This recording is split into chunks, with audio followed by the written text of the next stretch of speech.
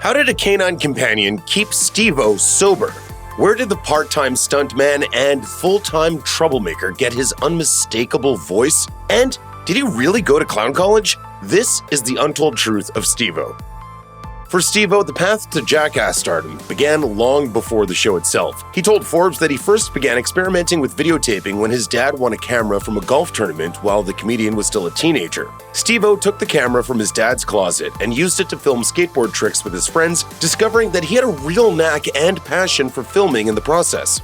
It wasn't until after Steve-O went to college at the University of Miami that he got the idea to film more elaborate stunts. He told Forbes, "I spent more time partying and jumping off the diving boards at the pool than going to class, which was why I got dumped by my girlfriend." In the midst of Heartbreak, Steve-O turned back to filming and started to videotape himself performing dangerous stunts. The reactions he got from people who watched his tapes convinced him to drop out of school and become a performer.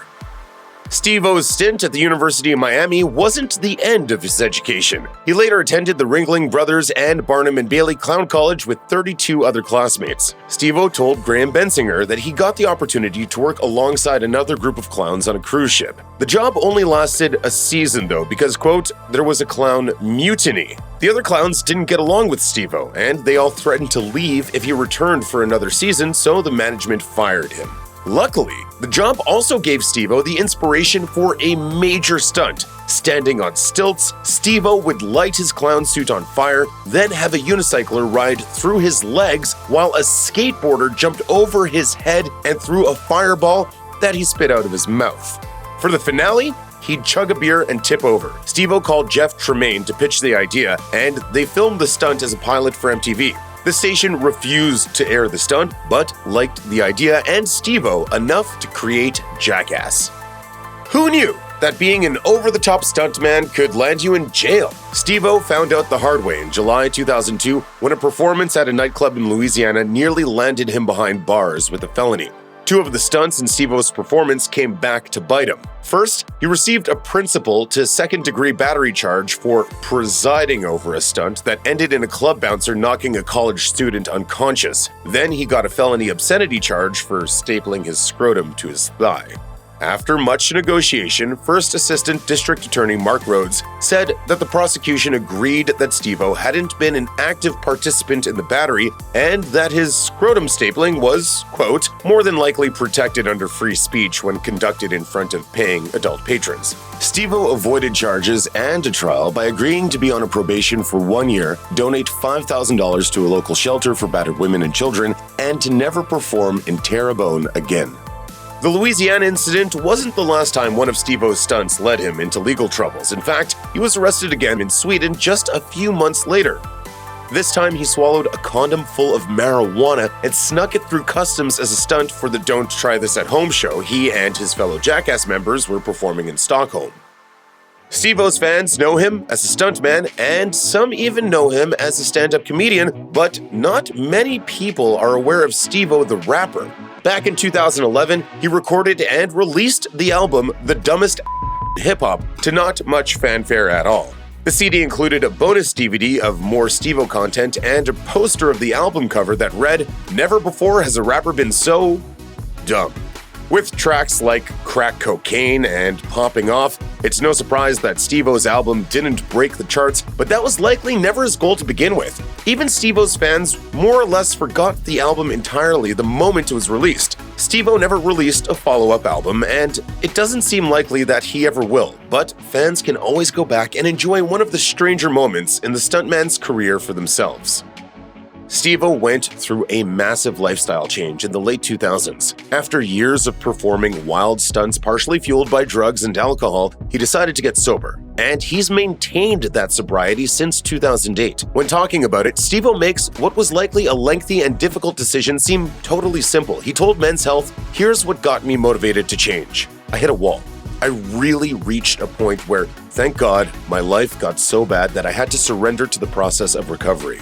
The process has entirely transformed his life, and it's left him with plenty of energy for more stunts. Of course, no one goes through recovery alone, and Steve-O credits his rescue dogs, Walter and Bernie, with keeping him going. He adopted his first dog when he first embarked on the recovery journey in 2008, and he said it's been good for him to, quote, have a priority that's not myself.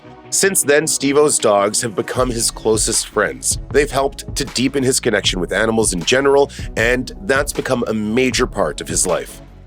Steve-O has been an outspoken animal rights activist for years, and sometimes he combines his passion for ridiculous stunts with his love of animals to powerful results. In 2014, Steve-O and 5 of his friends changed a SeaWorld Drive sign just outside of San Diego to say, "SeaWorld sucks." If doing that was wrong, I don't want to be right.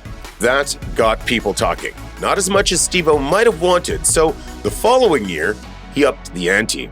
Steve-O knows how to get attention, and climbing a 100-foot crane certainly did the trick. The machine hovered above Sunset Boulevard, which gave the performer the perfect spot to speak to the world through a giant Shamu balloon with just 2 words on it: "SeaWorld sucks." At the top of the crane, Steve-O set off a series of fireworks before making his way back to the ground, where he was promptly arrested. From the streets below, law enforcement couldn't tell whether the man on the crane was suicidal, so they deployed a whole team to err on the side of caution. A helicopter, 5 ambulances, and close to 100 firefighters. Prosecutors charged Steve-O with 5 misdemeanors that could have landed him in jail for more than 4 years. He reached a plea deal for 30 days in jail, 3 years probation, and a $14,000 reimbursement to the city of Los Angeles. In the end, Steve-O reported for his sentence at Twin Towers Correctional Facility, but he was released after serving less than 8 hours.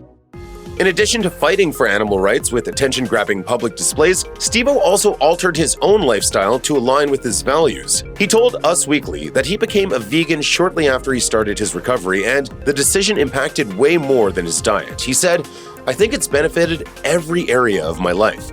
Since that interview, Steve-O hasn't gone back to his meat-eating ways, but these days he says that he's not vegan. He's technically a pescatarian because he'll eat fish and eggs from time to time. That's not his biggest slip-up, though. He told Men's Health, "I've been letting a lot of dairy slide too. Even admitting that, I have a problem with that." Despite having been a vegan himself, Steve-O has also been critical of vegans in the past. He wrote on Instagram, "To all the combative, annoying vegans who are choosing to attack me for not forcing veganism on my cats and for not being a strict, militant vegan myself, maybe stop working so hard to pit people who are on your team against you." The post garnered plenty of backlash from some vegan commenters, but Steve-O has never been one to care about haters. Every Jackass fan is familiar with Steve-O's voice. There's just nothing quite like it. He has the gravelly rumble of a cigarette-smoking blues singer, but he's sounded like that for over 20 years. I always thought that my world record for barfing the most on television might have something to do with it. Over the years, he's also speculated that his unique tone could have come from swallowing glass or consuming copious amounts of nitrous oxide in his younger years. Eventually, Steve-O decided to consult with a doctor to find out the root of his raspy voice, and the answer wasn't at all what he expected. It turns out Steve-O sounds that way because he uses his throat muscles rather than his vocal cords to talk. To prevent his condition from getting worse, Steve-O started working on using his vocal cords with a voice coach, but he wasn't entirely sold on changing his signature sound. But I don't even know if I want my voice to change. I kind of like getting recognized over the phone. And my girl darn sure doesn't want it any different. No, I love your voice. Chances are, even if Steve-O learns how to talk the right way, he'll continue to sound like he always has.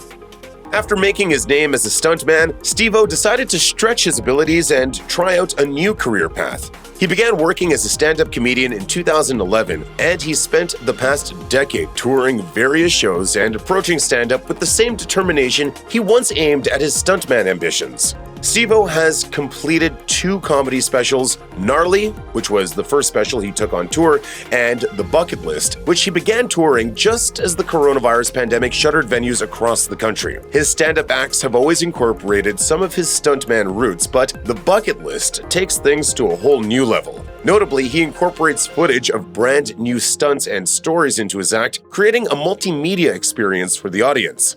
Despite all the work that Steve-O has put into his stand-up acts, he's had a difficult time getting them out to anyone who isn't in his live audience. He would gladly give the acts to a streaming platform like Netflix, but so far, there hasn't been any interest in his work. He spoke to Graham Bensinger in 2019 regarding the possibility of his getting a comedy special on Netflix that They only want to give them to the most prestigious, pure, lifelong stand-up comedians, of which they do not consider me to be one.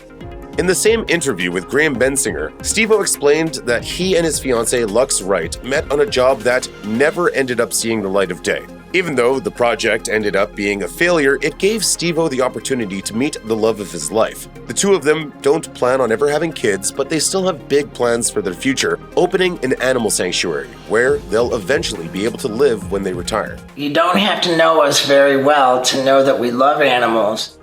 Steve-O told Bensinger, "We want to have it in Southern California so we can drive to it.